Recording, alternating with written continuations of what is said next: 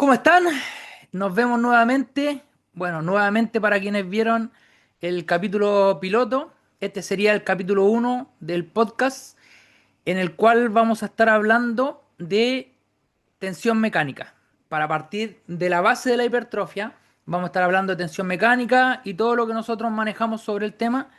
Tenemos acá a Ian presente nuevamente. Y yo, Felipe Vargas, profesor de educación física, ahí les tiro los títulos si quieren.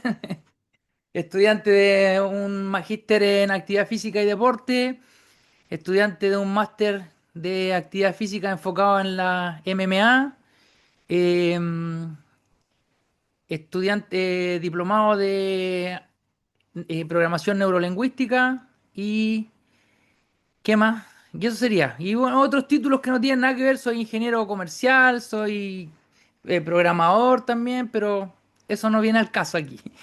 Entonces vamos a dar por iniciado este podcast con la primera pregunta que sería, ¿cómo se define o qué es la tensión mecánica? Bajo tu perspectiva, Ian, o bajo el significado que tú más acuñas, el que más te gusta de tensión mecánica, ¿cómo la definirías? Básicamente como la fuerza experimentada por una fibra muscular de manera individual. Si obviamente nos referimos a tensión mecánica, hablando de las fibras musculares. Ok, entonces podríamos decir que en el concepto de la actividad física, de una contracción muscular, la tensión mecánica es la fuerza que produce cada fibra de manera individual. Ahora, Sí, que a mí me produce y que gustaría, experimenta. sí, me gustaría que experimentase. Me gustaría hacer o detallar un poquito, profundizar, porque nosotros en física tenemos varios tipos de fuerza. Entonces tenemos fuerzas de cizalla, tenemos fuerzas compresivas, tenemos fuerzas de jale, tenemos varios tipos de fuerza. Y la tensión mecánica es un tipo en particular. No es una fuerza de cizalla, no es una fuerza de compresión, es una fuerza de arrastre. Entonces podríamos darle como el detalle a la definición, que es la fuerza que produce una fibra de forma individual y es una fuerza de arrastre, de jale, De tracción. de tracción, no una fuerza ni compresiva ni cizalla. Eso es importante porque va a tener mucho que ver con cómo esa fuerza va a transmitir la señal de la hipertrofia, ¿cierto? Porque Sí, ahí el cuerpo sufre fuerzas de compresión que tienen también un efecto sobre la morfología del cuerpo, sobre la estructura del cuerpo, sobre la arquitectura, digámoslo así. Que, por ejemplo, las fuerzas de compresión tienen un beneficio sobre articulaciones y huesos. eh, Fuerzas de cizalla tenemos también en los músculos, o sea, en los músculos, perdón, en las articulaciones, sobre todo en las vértebras. Las vértebras sufren muchas fuerzas de cizalla y esas fuerzas de cizalla también producen cierto beneficio sobre los discos intervertebrales. Entonces, no es que el cuerpo no sufra ese otro tipo de fuerza, sino que en el caso de la tensión mecánica, sí estamos enfocados en un tipo de fuerza en particular, que es la fuerza de tracción. Ese sería el primer detalle. Ahora, tú que lees y lees y lees paper, ¿qué otra definición? Porque la definición de tensión mecánica como la fuerza que produce una fibra de forma individual estuvo más bien acuñada por Chris Berley y por Carter. ujú. Porque en los papers, no sé si tú has leído otra definición de tensión mecánica. No, realmente por el momento no he leído alguna otra definición de tensión mecánica. Por el Yo momento. lo que he visto es que también lo hablan como la fuerza del músculo, no la fuerza de la fibra individual, sino que la fuerza del músculo y todos sus componentes, que eso es tensión mecánica. Sí, bueno, de hecho, no he, no he llegado a algún artículo en el cual salga eso. Este, pero Precisamente sí he estado investigando bastante últimamente sobre las diferencias de la tensión mecánica activa, de la tensión mecánica pasiva, el tema de los mecanorreceptores y eso, por ejemplo. Vamos a llegar a eso. Obviamente ya sabemos, por ejemplo, obviamente ya se sabe que el mecanorreceptor de la tensión mecánica pasiva vendría siendo la titina, Claro, específicamente el segmento rígido. Pues claro. bueno, respecto a los mecanorreceptores de la tensión mecánica activa, he estado leyendo y leyendo, pero digamos que todavía, hasta donde sé, no se sabe con certeza, por ejemplo. Exactamente, con la tensión mecánica activa no se sabe con certeza cuál será el mecanorreceptor que produce la mecanotransducción. Volvamos a las bases para que la gente vaya quedando muy clara. Todos, o sea, no todos saben, pero todos deberían saber cómo se produce la contracción muscular, no en todo su ciclo, sino que en la parte mecánica. Y que es un puente cruzado que le llaman puente cruzado porque se engancha una proteína con otra y una proteína tracciona a otra, que sería la miosina, la cabeza de miosina, específicamente la isoforma pesada, que la miosina tiene una parte que es una cabeza y tiene una cola. La isoforma pesada viene a ser la cabeza. Se sabe que la cabeza es la que va a engancharse en la actina y a jalarla, ¿cierto? Sí, Y eso es un puente cruzado. Y estos puentes cruzados tienen un ciclo. O sea, una miosina se agarra, jala, se suelta. Se agarra, jala y se suelta. Y eso sería la producción de tensión mecánica por parte de una cabeza de miosina. Yo tenía un dato que no lo tengo a mano, no sé si recordarán que lo di sobre la fuerza que produce una cabeza de miosina. No es un dato relevante, un dato curioso que lo tiré en las historias de un estudio que leí sobre el tema de la contracción muscular en sí. Ahora, Ian, sabemos entonces, explícanos desde antes del detalle, sino que qué tipos de tensión mecánica existen. Te había estado hablando un poco de eso, pero explícanos en detalle, o sí, sea, antes del detalle, de arriba hacia abajo. sí, claro. Tenemos principalmente dos tipos de tensión mecánica, la tensión mecánica activa y la tensión mecánica pasiva. La tensión mecánica activa, precisamente se produce a través de las proteínas contráctiles del músculo esquelético. En este caso, precisamente como ya había mencionado el profe Barba, la actina y la miosina. Estas proteínas contráctiles, precisamente a través del ya mencionado, de los ya mencionados puentes de actina y miosina, permiten lo que vendría siendo esa tensión mecánica activa que permite que la fibra eh, se generen fuerzas de tracción, tensión mecánica activa, que es precisamente lo que permite que el sarcómero se acorte. Tendríamos ese tipo de tensión mecánica y por otro lado tendríamos la tensión mecánica pasiva, este, que sería obviamente dada por varias proteínas. En este caso estaría la, la megaproteína titina, entre otras proteínas como por ejemplo las estructuras de colágeno, pero principalmente la titina, que vendría siendo también el mecanorreceptor de la tensión mecánica pasiva, lo cual ya mencioné.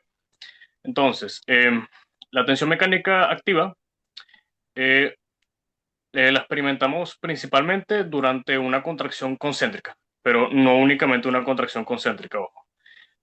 Cuando se forman el ciclo de puentes cruzados, eh, como ya había mencionado, la tensión mecánica activa permite que la fibra, a través de fuerzas de tracción, acorte el sarcómero. Este, y, y pues bueno, eso durante una contracción concéntrica. Lo mismo pasaría Concéntrica. durante una contracción isométrica, que es cuando el músculo no modifica su longitud, e incluso también habría un aporte de fuerza por parte de estos puentes cruzados en la fase excéntrica, que es cuando el músculo se alarga. Lo que me llevaría a la tensión mecánica pasiva, ocurriría principalmente durante la fase excéntrica, precisamente para resistir el estiramiento. En este caso, obviamente, principalmente se daría por la proteína titina. Aquí hay que hacer unas salvedades para que se entienda, y es que una contracción isométrica, de todas formas, no tiene un cambio de longitud en el músculo relativo, pero Ah, sí en las fibras. O sea, los puentes cruzados, para que lo tengan claro, la gente que se imagina que una contracción mecánica eh, isométrica, una contracción isométrica, los puentes cruzados están fijos, o sea, se fijaron y no se movieron. No es así, sino que unos sarcómeros se acortan, otros se sueltan, se acortan, se sueltan, y la coordinación es tan exacta que el músculo no se mueve. Pero igual hay puentes cruzados que se están formando y soltando. O sea, de todas pues, formas hay un se unen ciclo de puentes y cruzados. desunen. Sí, de todas formas hay un ciclo de puentes cruzados, no porque el puente, la cabeza de miocina no tiene la capacidad de hacer, de quedarse ahí con la unidad lactina por mucho tiempo. Son ciclos, entonces la va a tomar, la va a traccionar, mientras tracciona una, otra se libera y así van Sí, manteniendo la misma longitud del músculo, pero los sarcómeros sí se están acortando y alargando o extendiendo en un ciclo constante, ¿ya? Por eso es que una tensión, si no, una contracción isométrica tendría prácticamente cero uso de energía. O sea, no nos fatigaríamos nunca en una isométrica si no se estuvieran formando y soltando los puentes cruzados, porque la formación de un puente cruzado requiere energía. Y la disolución, o cuando se suelta un puente cruzado, también requiere energía. Entonces, todo el proceso requiere energía. Si los puentes cruzados fueran capaces de formarse y mantenerse ahí, entonces habría un gasto energético inicial, pero después no habría gasto energético, y si no hay gasto energético no hay fatiga.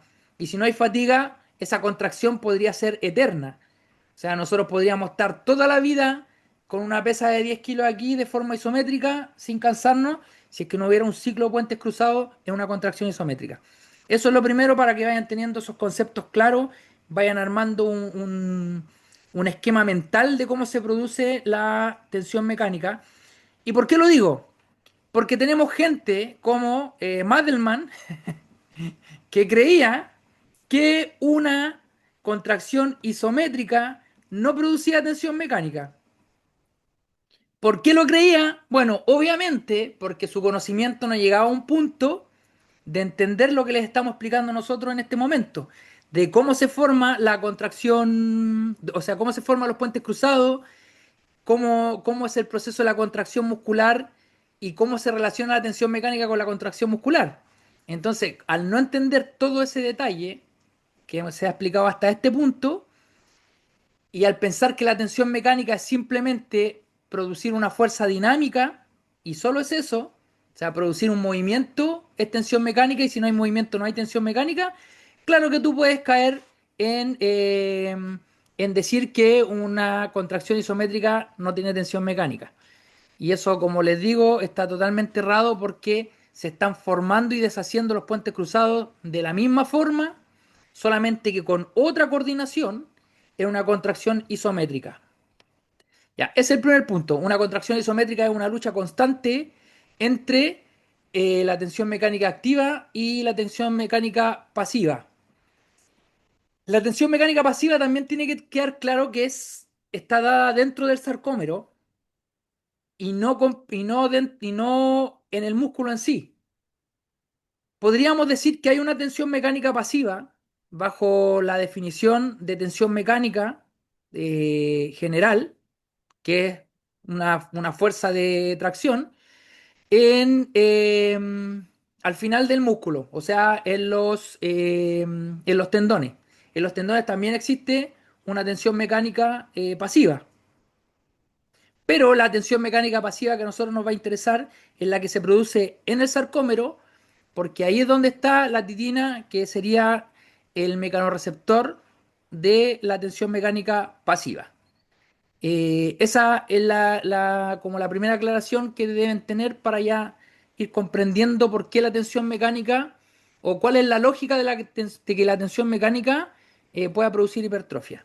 Luego lo que decía Ian sobre que no se sabe dónde están los mecanorreceptores de la tensión mecánica activa, es justamente así, no se sabe si están en el sarcómero mismo, si están en la fibra, y hay teorías que incluso podrían estar en el músculo. O sea, que la fuerza completa del músculo sería la que produce la tensión mecánica activa.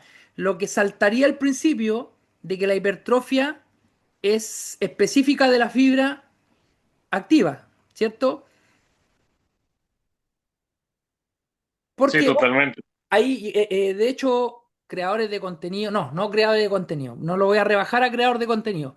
Investigadores como Eneco se abren a la posibilidad de que la fuerza que produce una fibra puede afectar a la hipertrofia de otras fibras que no están activas, pero como la tensión mecánica, el mecanorreceptor no estaría en la fibra en sí, sino que podría estar en otra parte, en tejido conectivo o en tendones o en otra parte del músculo en sí, podríamos estar afectando, por mucho que esté activada la fibra 1 o 2, podríamos estar afectando igual a la fibra 3 que no está activada, pero por cercanía podría llevarse hipertrofia porque los mecanorreceptores tendrían un dominio, una zona en donde ellos van a generar, promover la hipertrofia independiente que la fibra no se haya activado.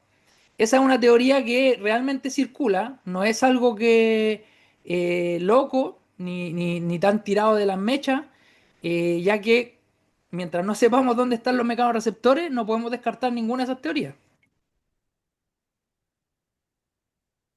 Claro, totalmente.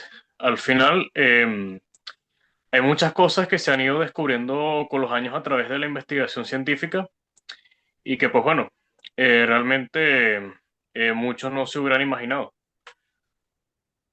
Sí, porque Precisamente, hay que tener ojo ahí con que en estadística se dice ujú, mucho que obviamente asociación no es lo mismo que causalidad. Asociar dos eventos no es lo mismo que el evento A causa el evento B, ¿cierto? sí, claro, hay que establecer causalidad. Y ese es el problema, que en muchos casos no hay cómo o no se ha descubierto cómo establecer esa causalidad y por ende solamente podemos llevarnos por asociación. Entonces, a partir de esa asociación se podrían generar varias hipótesis. Justamente. Y esas hipótesis no se pueden comprobar 100% hasta que no se encuentre la causalidad. Y por eso es que se creyó en un momento que el daño muscular producía hipertrofia y que el estrés metabólico producía hipertrofia porque se asociaba un entrenamiento con estrés metabólico a la hipertrofia sin tomar en cuenta que ese entrenamiento, además de estrés metabólico, tenía tensión mecánica. Sí, de hecho, también incluso con la misma tensión mecánica pasaba algo similar respecto a que en un inicio estaba el tema de la teoría de los dos neofilamentos, que vendría siendo actina y miosina. Con el paso de los años también salió la teoría de los tres filamentos, en la cual se agregaba precisamente la titina. Hablando de, por ejemplo, de cómo influye la titina, incluso en la misma fuerza de una contracción concéntrica, por ejemplo. Y también al aumento de la fuerza durante una contracción excéntrica. Sobre el por qué precisamente una fibra muscular es capaz de producir más tensión mecánica en la fase excéntrica, precisamente porque a los puentes cruzados se le añade la titina. La titina, claro, es como que nosotros empujemos un vehículo y hacia una dirección estamos dos personas empujando y en la dirección contraria después van a venir tres personas empujando. Eh, Obviamente los dos primeros no van a tener que hacer tanta fuerza en el regreso como en la ida, porque ahora hay una tercera persona que está ayudando, entonces la participación de las otras dos personas no es tanta como al principio. Y es lo mismo que pasa con la tensión mecánica activa y pasiva en una concéntrica y una excéntrica. Como en la concéntrica solamente son los puentes cruzados, la tensión mecánica activa, los encargados de realizar esa contracción necesitan producir más fuerza, lo cual significa reclutar más unidades motoras para el movimiento. En cambio, en la excéntrica se suma la tensión mecánica pasiva y por ende la tensión mecánica activa es menor y necesita reclutar menos unidades motoras para aportar la fuerza necesaria porque es menos fuerza la que tiene que aportar. Y esa sería la razón por la cual la fase excéntrica, durante un entrenamiento tradicional con pesas, en el cual hay contracción concéntrica y excéntrica, la fase excéntrica produciría poca hipertrofia, más no nula. Claro. Ahora, hay que entender lo primero que como no se sabe realmente cuáles son los mecanorreceptores que de la tensión mecánica activa, nos guiamos nosotros por un tema de lógica, de asociación, de que si nosotros al músculo le estamos diciendo que necesitamos producir cierta cantidad de fuerza y el músculo ve que el tope de fuerza que puede producir la fibra que nosotros estamos activando está aquí y vamos aquí, digamos que esto es el RIR entre medio. Aquí yo ya no produzco más fuerza con esta fibra. Entonces, cuando el músculo detecta que está haciendo esta cantidad de fuerza, no espera llegar aquí para decir, ah, necesito producir más fuerza, sino que aquí ya posiblemente el músculo dice, uy, me estar exigiendo más, no quiero llegar al tope, así que voy a agregar más tejido contráctil. Ahora, paréntesis de eso, obviamente primero ocurren las adaptaciones neuromusculares porque son energéticamente más baratas, así que antes de que el músculo diga voy a crear más tejido que me cuesta energía, dice voy a reclutar más unidades motoras, ¿cierto? Eso va a ser tema de otro podcast, de cómo ocurren las adaptaciones neuromusculares, cómo se produce el reclutamiento, etcétera. Pero así, a grueso modo, primero ocurren esas adaptaciones neuromusculares. Después de eso, el músculo llega a un tope donde dice no voy a, o sea, el cuerpo dice no voy a producir más adaptaciones neuromusculares, porque esto puede ser peligroso para el músculo. No están preparados los ligamentos, no están preparados los tendones, no está preparada la articulación para recibir más carga si yo no lo fortalezco. Entonces, hasta aquí nomás vamos a producir fuerza agregando más fibra y ahora necesito hacer más robusto mi infraestructura. Y ahí es donde decide comenzar a crear tejido contráctil, ¿cierto? Y es por eso, por esta lógica de supervivencia, que no es la misma forma en que se crea tejido contráctil con tensión mecánica activa que con tensión mecánica pasiva. Ahí coméntanos cuál es la diferencia de cómo se crea el tejido contráctil en esas dos opciones, Jan. Bueno, si nos referimos a precisamente las adaptaciones que ocurren por la tensión mecánica activa, tendríamos a que precisamente cuando ya se alcanza cierto umbral de tensión mecánica activa, este, los mecanorreceptores, pues bueno, em, empezarían el tema de señalización que harían que se añadan más miofilamentos en paralelo, haciendo que precisamente la fibra muscular crezca en diámetro, en grosor, en radio. Mientras que precisamente la tensión mecánica pasiva produciría más bien una adaptación a nivel longitudinal, a lo largo. Y ojo con esto no quiere decir que el músculo se vaya a hacer más largo, no, sino que se añaden sarcómeros en serie. Por ejemplo, aquí tenemos un sarcómero, se van añadiendo sarcómeros uno detrás de otro, lo cual va haciendo que precisamente haya más sarcómeros en serie. Se dé una hipertrofia a lo largo en este sentido, aumentando también la longitud del fascículo. Y esa vendría siendo la principal diferencia entre esos dos tipos de adaptaciones, la dada por la tensión mecánica activa que produce una hipertrofia más eh, a nivel radial, más a nivel de transversal, transversal. Mientras que, mientras que la tensión mecánica pasiva produciría una hipertrofia más longitudinal a través de añadir sarcómeros en serie.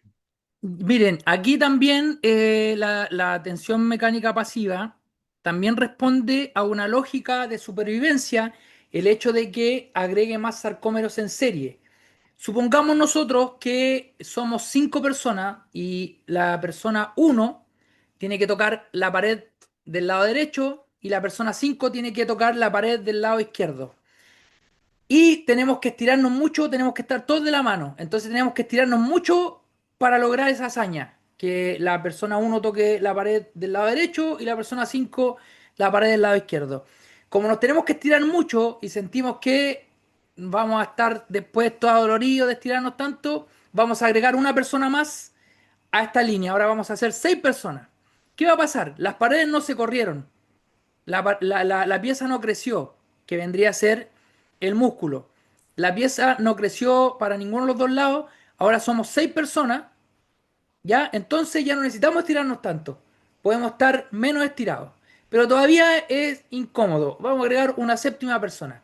Entonces, cada vez que se agregan más personas, necesitamos estirarnos menos. Entonces va a llegar un punto donde al no necesitar estirarnos, no necesitamos agregar más personas. Y ahí es donde tiene el tope la hipertrofia mediada por estiramiento o la sarcomerogénesis o la creación de sarcómeros en serie, que viene a ser la que supuestamente o probablemente produce la tensión mecánica pasiva. Tiene un tiempo finito de crecimiento y corto, porque ya después la necesidad que tiene de crecer, que es porque se está sintiendo muy estirado, entonces para no romperse, voy a agregar otro sarcómero para que este trabajo que me están haciendo producir no sea tan riesgoso. Y llega un punto donde tenemos una cantidad de sarcómeros tal de que ya no se estiran lo suficiente como para que la titina mande una señal de hipertrofia longitudinal o mediada por estiramiento. Eso es el por qué ese tipo de tensión mecánica pasiva no produce una hipertrofia a largo plazo, sino que solamente a corto plazo. Sería como la lógica de supervivencia del cuerpo.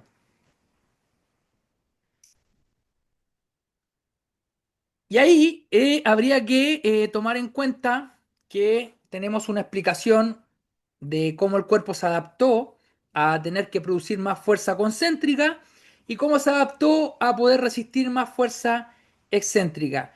Y a la vez también explica por qué la tensión mecánica eh, activa produce un tipo de hipertrofia y la pasiva produce otro, ¿cierto? Y ahora, Jan, una consulta. Tenemos nosotros diferentes tipos de fibras, ¿cierto? Sí, ¿Por qué se diferencian mecánicamente? O sea, ¿por qué se dice que las fibras tipo 2 no producirían una hipertrofia significativa? O sea, perdón, las fibras tipo uno no producirían una hipertrofia significativa en contrario de las fibras tipo 2. ¿Cuál es la diferencia de esto? bueno, precisamente porque las fibras tipo uno tienen un tamaño absoluto inferior al de las fibras tipo 2, son de menor tamaño. Menor tamaño, menor cantidad de sarcómero, obviamente, por fibra, ¿cierto? Sí, Y eso es porque tienen algún tipo de especificidad las fibras. sí, precisamente son más resistentes a la fatiga. Las Tienen, fibras por ejemplo, tipo... mayor densidad mitocondrial, y obviamente son más oxidativas. Ahora, sabemos que la mitocondria produce energía en base a la oxidación, pero ¿por qué aportaría a disminuir la fatiga y por qué son más resistentes al daño también? Precisamente porque al tener más mitocondrias puede lidiar de mejor forma, por ejemplo, con los iones de calcio, que es precisamente parte del causante del daño muscular, por ejemplo. Ya, entonces tenemos que las fibras lentas, que son las tipo uno, son más resistentes a la fatiga y al daño gracias a una capacidad metabólica diferente de cómo trata a los metabolitos que se van acumulando durante las contracciones, ¿cierto? Entonces, quedémonos con que son más resistentes al daño y son menos fatigables.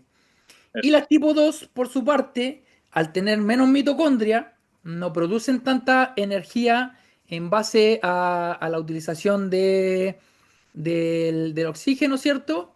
Y a su vez tampoco tienen esa capacidad metabólica, tienen esa gestión metabólica para manejar la fatiga, entonces se fatigan más rápido. Y además, para más mala suerte de ellas, al ser más grande y tener más sarcómero, producen más metabolito justamente porque la tensión mecánica, como dijimos, la creación de puentes cruzados, o sea, se produce en base a la utilización de energía y esa energía tiene residuos. Sí, claro, son fibras más glucolíticas y aparte las fibras tipo 2 tienen una mayor concentración de ATPase. Y ahí está el punto. Y ahí está el punto y a lo que quería yo llegar justamente en cuanto a la tensión mecánica. ¿Por qué? Tenemos una teoría muy repetida por la gente y que muchos la repiten sin saber sus bases, sin saber el porqué, de que las únicas eh, repeticiones estimulantes en una serie son las últimas cinco. ¿Ya? Y bueno, y no el detalle de que si son las últimas cuatro, las últimas seis, da lo mismo. Que un rango muy pequeño que serían las últimas cuatro o seis repeticiones antes del fallo porque ahí se obtiene la máxima activación, ¿cierto? Eh, de las unidades motoras, o sea, el máximo reclutamiento, y además la tensión mecánica va a ser más alta. ¿Por qué se dice que la tensión mecánica es más alta en las últimas repeticiones antes del fallo? Bueno, principalmente por lo que se conoce como la curva de la relación fuerza-velocidad. Que para la tensión mecánica activa implicaría que a menor sea la velocidad de contracción, mayor será la tensión mecánica producida. Y a mayor sea la velocidad de contracción, menor será la tensión mecánica producida. Entonces, para poder producir una óptima tensión mecánica se necesitaría cierta pérdida de velocidad. Pero digamos que es posible que se estuviera subestimando o sobreestimando, ya sería, sí, subestimando la cantidad de pérdida de velocidad necesaria para que eso produzca. Y aquí es donde yo siempre trato de a la gente hacerla entrar en lógica. Las fibras tipo 2 que son fibras llamadas rápidas, porque producen, o sea, la gente dice son fibras rápidas, las tipo 2 más hipertrofiables, pero no se para a pensar por qué son fibras rápidas. O sea, por qué se llaman fibras rápidas a las fibras tipo 2. Y Sí, tiene todo piensan que que es ver, como de adorno, no sé. sí, y tiene todo que ver con cómo producen la tensión mecánica esas fibras. Tiene todo que ver con eso. ¿Por qué? Son fibras rápidas porque son capaces de producir fuerza a velocidades superiores que las fibras lentas. O sea, no necesitan, no necesitan que la velocidad de contracción sea tan lenta para producir una fuerza considerable. Sabemos que la tensión mecánica es la fuerza que produce cada fibra. Lo dejamos claro en el principio. Sabemos que la tensión mecánica es proporcional a la velocidad, que a más velocidad hay menos tensión mecánica y que a menos velocidad hay más tensión mecánica. Y eso es producto de una lógica física y mecánica, que es que a más lenta sea la contracción, hay más tiempo para que más puentes cruzados se formen a la vez. Sí, eso. A la vez, es como el mismo ejemplo de ir empujando un vehículo. Si yo voy empujando el vehículo y soy capaz de ir empujando el vehículo muy rápido, la persona que va al lado mío no es capaz de ir tan rápido como yo, entonces voy a ir empujándolo solo porque él no alcanza a llegar a tocar el vehículo. En cambio, si el vehículo es más pesado y yo lo tengo que empujar muy lento, mientras yo empujo, puede agregarse otra persona más a empujar también. Lo mismo pasa con los puentes cruzados y la tensión mecánica. Si la contracción es lenta, mientras este puente cruzado está formado, da tiempo, esto no se va a mover así. Se va a mover así y da tiempo de que otro puente cruzado más esté formado al mismo tiempo. O sea, que haya más puentes cruzados formados al mismo tiempo. Y como cada puente cruzado agrega un, un gramo de fuerza, no son gramos, son nano, son pico newton, son pico newton lo que agregan, para ser como más técnico. Si cada uno agrega 4 pico newton, entonces si hay dos van a ser 8 pico newton y así sucesivamente. A más lenta la contracción, más puentes cruzados se forman, más fuerza se produce. Pero aquí está el tema con las fibras rápidas. Se llaman rápidas porque son capaces de producir más puentes cruzados en menor cantidad de tiempo. O sea, son más veloces para realizar esta acción. O sea, es yo empujando muy rápido y el de al lado corriendo a la misma velocidad que yo, empujando igual de rápido. Más puentes cruzados se pueden formar a mayores velocidades. Por eso se llaman fibras rápidas y es lo que yo no sé cómo la gente no abre la mente y no piensa que es ilógico pensar que las fibras rápidas solo se pueden reclutar cuando la contracción es lenta. O sea, no tiene ninguna lógica que solo se puedan reclutar cuando la contracción es lenta. Las fibras rápidas se van a reclutar cada vez que nosotros necesitemos realizar un movimiento de forma rápida. La diferencia es que cuando el movimiento es muy rápido, aunque produzca una tensión mecánica mayor que las fibras lentas, puede que todavía no sea lo suficiente para que el cuerpo diga, me están exigiendo una cantidad de fuerza considerable, necesito agregar más tejido contráctil, ¿cierto? O sea, no llegamos a ese umbral. ¿Cuál crees tú que es, o dónde crees tú que se perdió la lógica de creer que las fibras rápidas solamente se reclutan cuando la contracción es más lenta? Precisamente al dejar de estudiar las bases fisiológicas. Porque antes de precisamente buscar armar hipótesis, modelos y todo eso, primero todo tienes que tener sustento a las bases fisiológicas. Porque si buscas abordar cosas más avanzadas o complicadas, olvidando lo que vendría siendo las bases, automáticamente todo lo demás se cae. Porque no puedes ignorar una característica tan relevante como que las fibras de contracción rápida pueden producir tensión mecánica mayor a velocidades mayores que las fibras de contracción lenta, este, precisamente para generar todas esas hipótesis respecto a que únicamente en las más o menos a las últimas 5 repeticiones antes del fallo, la velocidad de contracción es lo suficientemente lenta para empezar a señalizar hipertrofia con esa tensión mecánica producida. Eh, nunca he visto que hayan hecho esa distinción precisamente entre fibras rápidas y fibras lentas. O sea, pareciera como que si todas, específicamente en más o menos en un RIR 5, tuvieran esa velocidad de contracción óptima. Ahí hay un tema que lo vamos a tratar cuando tratemos específicamente el modelo de las 5 repeticiones, pero siguiendo aportando a la parte técnica de lo que estamos hablando, que es la tensión mecánica, una fibra rápida puede producir más tensión mecánica a velocidades mayores porque sus cabezas de miosina tienen más enzimas ATPasa que son las que, por decirlo así, utilizan el ATP como energía, las que lo degradan para que se produzca la energía. Lo Entonces, hidrolizan. justamente, al tener más de esas, pueden utilizar más energía de forma más rápida que una fibra lenta. Esa es una de las principales características, la diferencia de la isoforma de la cadena pesada de la miosina, que es que las tipo 2 tienen una mayor capacidad para utilizar la energía y por ende pueden generar ese ciclo de puente cruzado más rápido.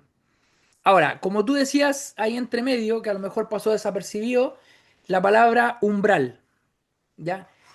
Se cree que a más tensión mecánica producimos, más hipertrófico es el movimiento o la repetición. O sea, entre más lenta es la repetición, más estímulo hipertrófico va a haber, pensando entonces que el RIR cero, la repetición a RIR cero, produce más hipertrofia que la repetición a RIR 5.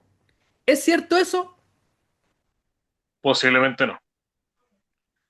Posiblemente no. Em, Teniendo en cuenta, por ejemplo, el tema de las fibras tipo 2X, que ya sabemos que pueden producir tensión mecánica óptima a mayores velocidades, habría que tener en cuenta también una característica de estas fibras, recordando, y es que son más fatigables. Entonces, es posible que aparte de que ya en cierto punto, o sea, ya no, en cierto umbral, tensión mecánica no se señalice más hipertrofia, también es posible que esas fibras de contracción rápida se fatiguen justamente antes de llegar al fallo.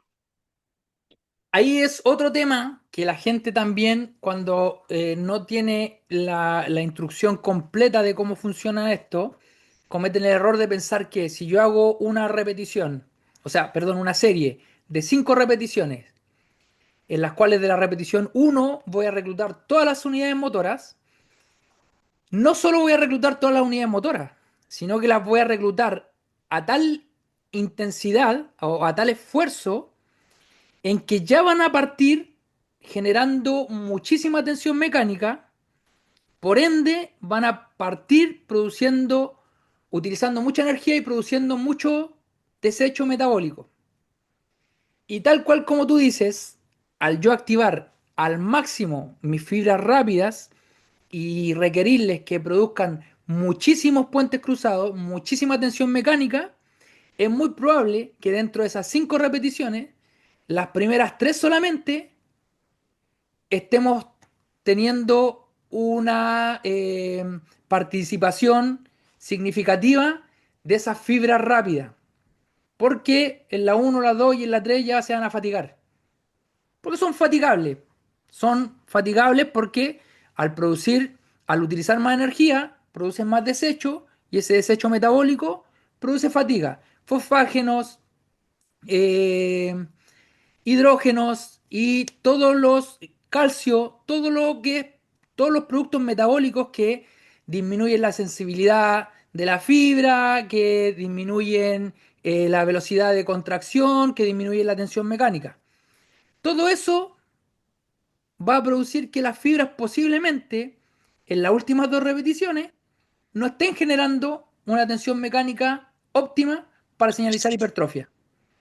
Entonces, la teoría de que las últimas 5 son las más estimulantes por el hecho de que al ya tener reclutado todo y ya partir con la primera repetición lenta es mejor, se cae tanto con lo que estamos explicando ahora, que las fibras puede que las fibras rápidas no completen esas 5 repeticiones, y por otro lado se cae con los estudios de resultados, ¿cierto? Sí, precisamente los estudios de pérdida de velocidad de pareja blanco, el de Anderson, por ejemplo, todos esos estudios de pérdida de velocidad, por ejemplo. Y eso es la gracia que tienen los estudios de pérdida de velocidad. Se dice, como ya hablábamos, que el reclutamiento, esto lo vamos a hablar más a fondo cuando hablemos de reclutamiento, pero se dice que el reclutamiento de unidades motoras es máximo en las últimas 5, pero también puede ser máximo en la uno en una serie de 10 repeticiones.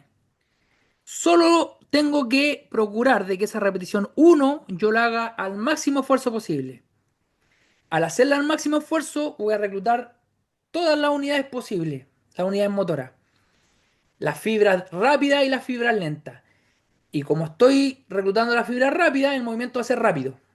¿Ya? Y ahí es donde piensen que un velocista, porque muchos dicen, oye, pero principio Hahnemann. Ya, el principio Hahnemann no es que nosotros tenemos que partir aquí y de a poquito vamos reclutando. El principio Hahnemann es que cuando se reclutaron las de arriba, las de abajo ya están reclutadas. Eso es el principio Hahnemann. ¿Qué quiere decir eso? Que yo puedo reclutar de 0 a 100 la unidad motora en una velocidad muy rápida de milisegundos de 0 a 100. ¿Ya? No necesito ir de a poquito. Lo que quiere decir el principio de Hahnemann es que cuando están estas reclutadas, estas sí o sí lo están, por el principio de tamaño, que siempre es de menos a más, pero no quiere decir que sea como el crecimiento de una persona que primero crece aquí, después aquí, después aquí, después aquí, después aquí. No, esto es de 0 a 100 en nada. En base a eso, sabemos que podemos reclutar en la primera serie o sea, en la primera repetición, todas las unidades motoras. Después viene el tema de cuánta tensión mecánica necesitamos realmente para que el cuerpo diga, oye, necesito agregar tejido contráctil. Y ahí es donde los estudios de pérdida de velocidad son la clave. ¿Por qué? Porque ahí le exigen al participante que produzca una repetición a su máximo esfuerzo, desde la uno. Porque claro, lo que se busca es ver cómo va perdiendo velocidad a medida que va acercándose al fallo. Y en estos estudios detienen a las personas, dependiendo el diseño del estudio, al 10% pérdida de velocidad, o al 50% o al 30%, a diferentes pérdidas de velocidad lo detienen. Y después miden la hipertrofia, la fuerza, etcétera. En algunos miden inclusive la hipertrofia o la cantidad de fibras tipo uno, tipo 2 que se han ido formando, porque sabemos que las fibras pueden pasar de tipo uno, de tipo 2 a tipo 1,2, de tipo 1,2 a tipo uno. También Sí, es un tema por plasticidad otro. muscular en todo su esplendor. Plasticidad muscular.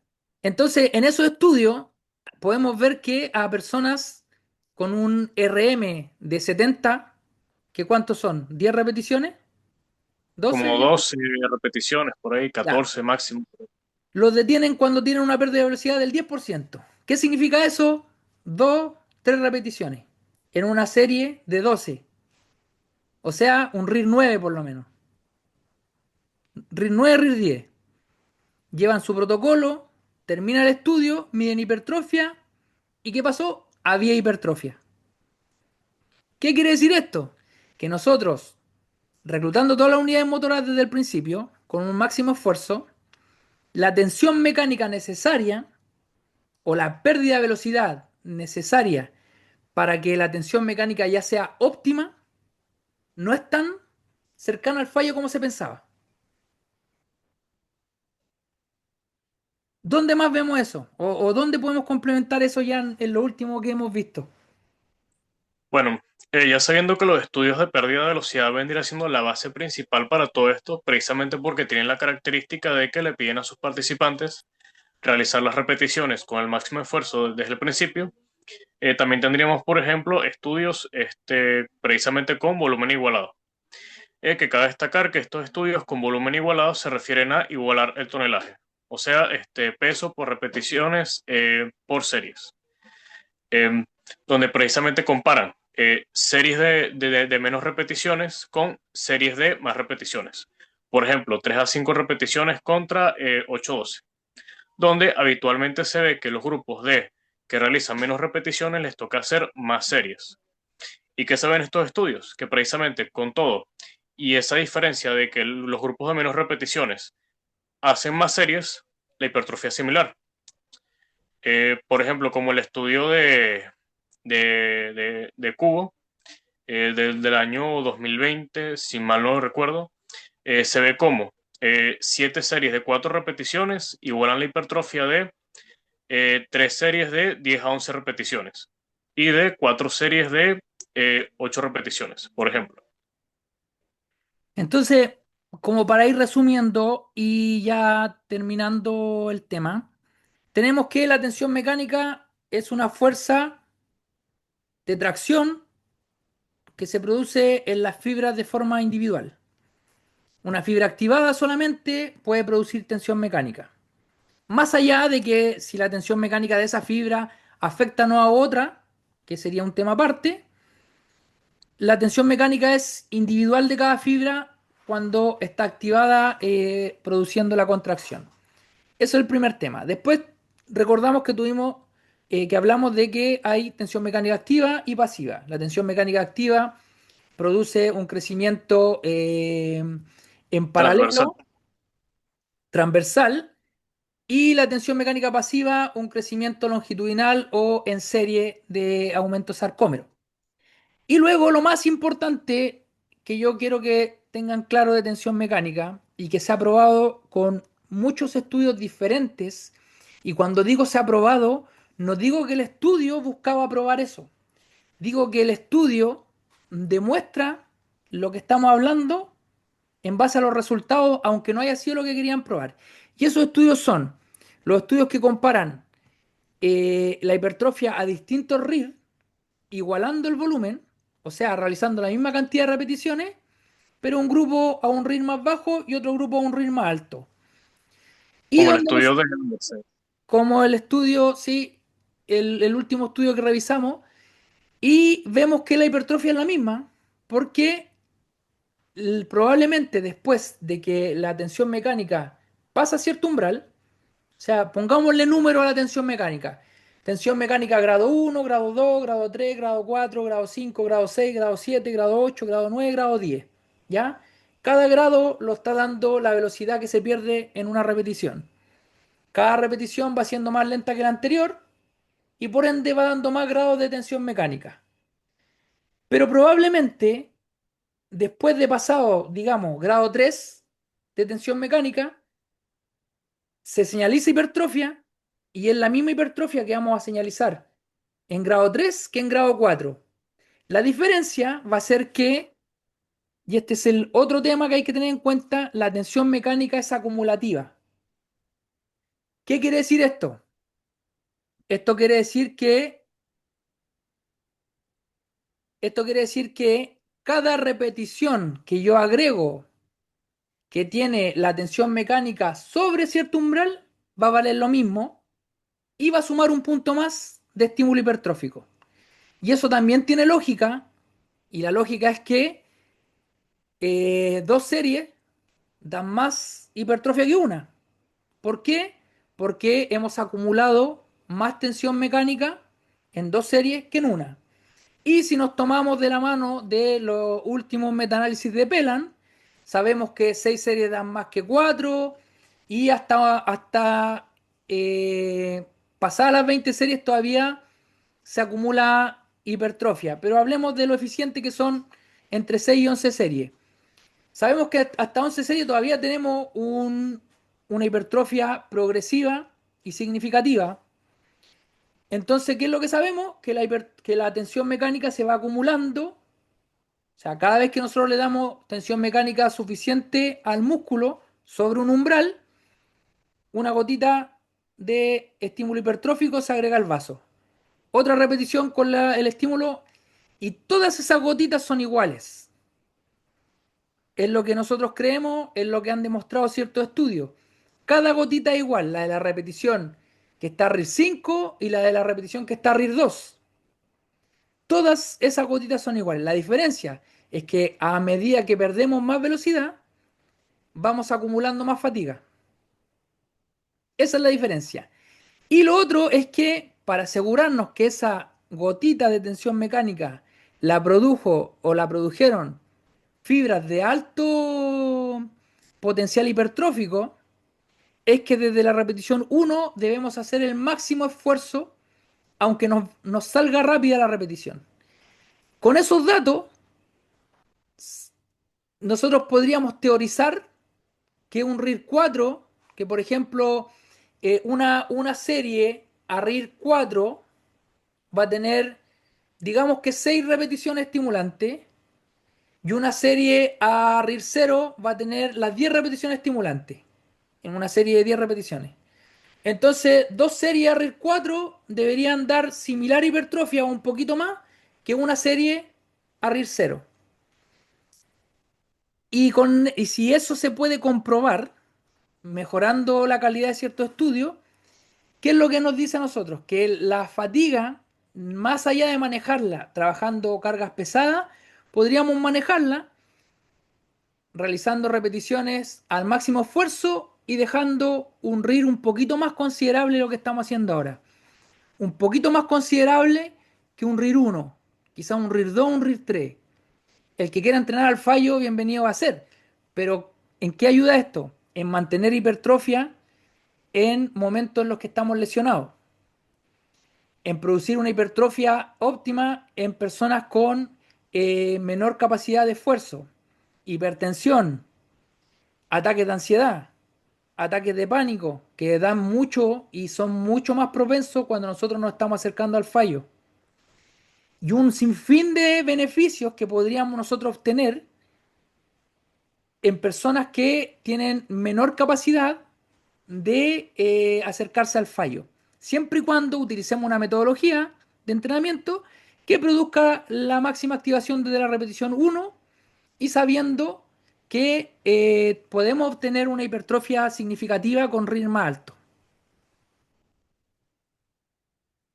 ¿Cómo Sí, cierras? justamente eso. Ujú. ¿Cómo cierras todo esto? Bueno, ¿cómo cerraría esto? Em, bueno, ya sabiendo que la tensión mecánica es la fuerza que produce una fibra muscular de forma individual y que esta depende, por ejemplo, de la velocidad de contracción, que una contracción concéntrica. A menor sea la velocidad de contracción, eh, mayor es la fuerza producida. También ahora, ya sabemos que realmente no es necesaria tanta pérdida de velocidad para que ésta se optimice y que aparte tampoco es necesaria más tensión mecánica a partir de cierto umbral para señalizar más hipertrofia. Em, pues bueno, a todas estas podemos concluir que realmente em, las cosas posiblemente no son como se han estado pensando y hablando a través de bastantes medios. Sí, porque mucha gente repite lo que escucha de ciertos creadores de contenido y no maneja las bases que nosotros le acabamos de entregar a ustedes en este momento sobre por qué el postulado de que eh, no se necesita, no se necesita tanta pérdida de velocidad, el postulado de que no solo o no es tan beneficioso trabajar con cargas tan altas para la hipertrofia. eh, y por último, cuando ustedes les quieran rebatir este tema con un estudio donde se muestra y similar hipertrofia con 6 repeticiones que con 20, lo primero que tienen que hacer es ver la metodología del estudio y si es que realmente se usó el protocolo de entrenamiento adecuado para nosotros estar activando desde el principio las unidades motoras de alto umbral y que esas fibras tengan tensión mecánica desde el principio. Porque claro, si yo hago una serie a 12 repeticiones y parto muy relajadamente y solamente en las últimas 6, cuando ya la fatiga me lo pide, yo voy aumentando el esfuerzo, posiblemente no haya mucha diferencia entre una serie de 5 repeticiones que una serie de 10. Es muy probable que sean muy parecidas, porque para que la de 10 tenga un máximo provecho, yo desde la repetición uno tengo que generar el máximo esfuerzo posible. Y ahí es donde yo recluto unidades motoras de alto umbral desde el principio y solo me basta que esta velocidad disminuya hasta cierta cantidad que no sabemos, no tenemos claro cuál es, porque hemos visto estudios donde en un RIR 9 hay hipertrofia, en un RIR 7, en un RIR 10. No sabemos realmente cuándo parte esa y también si los distintos músculos van a responder distinto, ya que distintos músculos tienen distinta relación de fibra rápida y fibra lenta.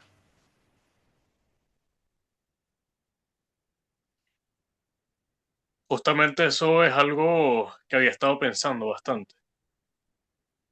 Sí, porque ahí hay una diferenciación que hay que hacer sobre cómo responde un músculo y otro a cierto protocolo. O sea, sabemos que los músculos van a responder toda la tensión mecánica, pero la magnitud del efecto, que es algo que se evalúa mucho cuando se sacan conclusiones en los estudios, la magnitud del efecto es importante para determinar si algo importa o es irrelevante.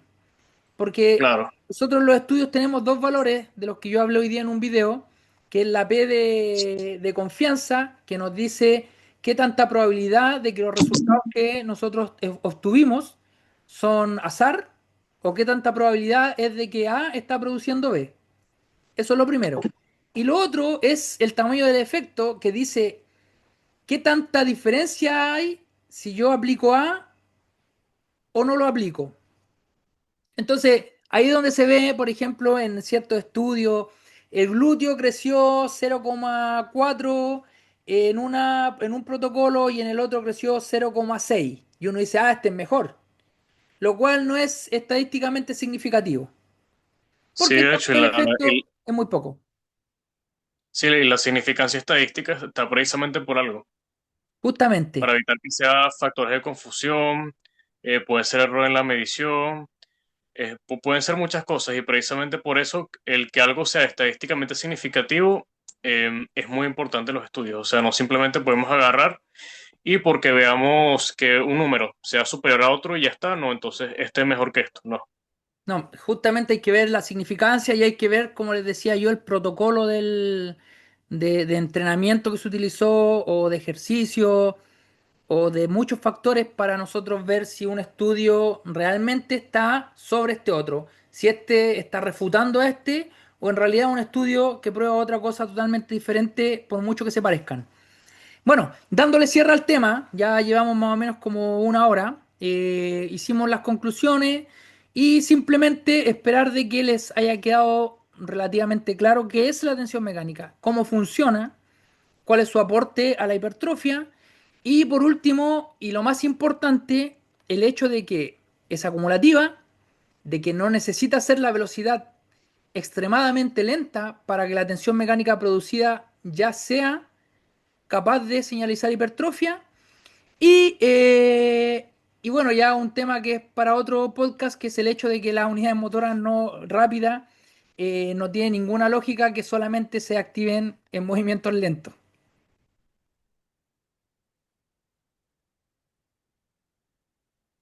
¿Algún otro aporte, Jan, para cerrar?